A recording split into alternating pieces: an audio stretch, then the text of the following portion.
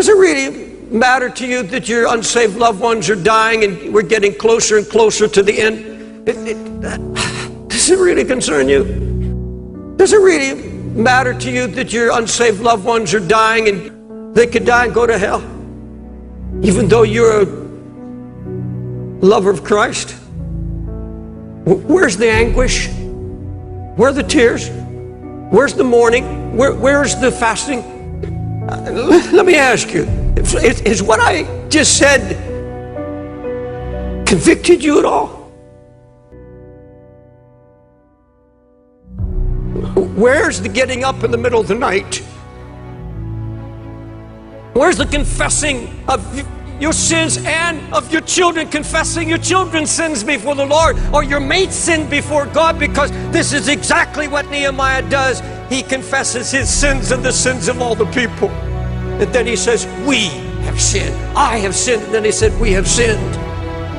But the truth of the matter is, in all honesty, there are numbers among us that are changing, and they don't know it. You've lost your fight. You see, when you read the book of Joshua, it's almost a book of failure because they lost their heart. They lost the fight.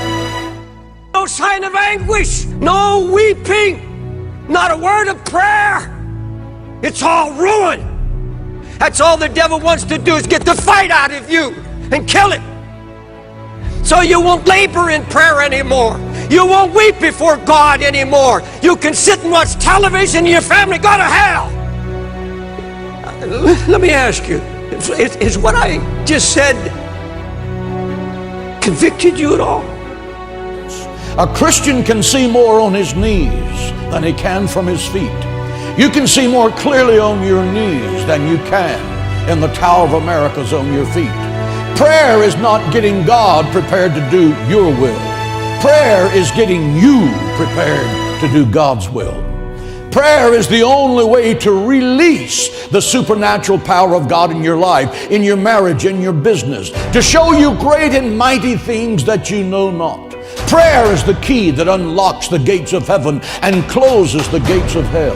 Prayer is the power that my 89-year-old mother has when she gets down on her arthritic knees and whispers the name Jesus. Every demon in Harris County down in Houston, Texas starts running for the Gulf of Mexico because the warrior is on her knees praying with absolute power. Prayer has the power to cure sickness and disease. Prayer can shatter the shackles of misery and habit that are tormenting your life, or the life of your son or daughter, or the life of your husband or wife. Prayer does not need proof. Prayer needs practice. Intellectuals are now jabbering that God and heaven are far removed and far away. God is as close as your next prayer. Prayer is the weapon that God has given His children to wage war in the heavenlies.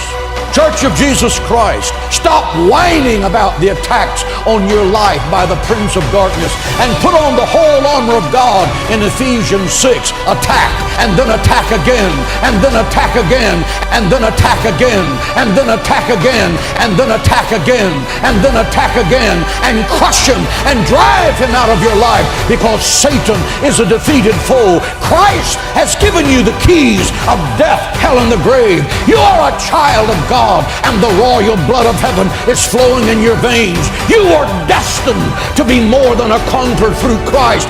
Think like it, act like it, and talk like it every day of your life. Give Him praise and glory in the house. You're never going to outgrow warfare. You simply must learn to fight. I hear people saying to me all the time, oh, when is it going to get easier? When you die. So I think we would agree there are certain things it's really good to make a defining decision. One where you can't go back. One where there are no plan Bs. One where there are no other options. I then made a decision, and He made that very clear, that there has to be a decision, that I was going to follow Jesus. It cost me everything. It wasn't just a nice little gimmick and just a cool thing to do because all my friends were doing it, because none of my friends were becoming Christians.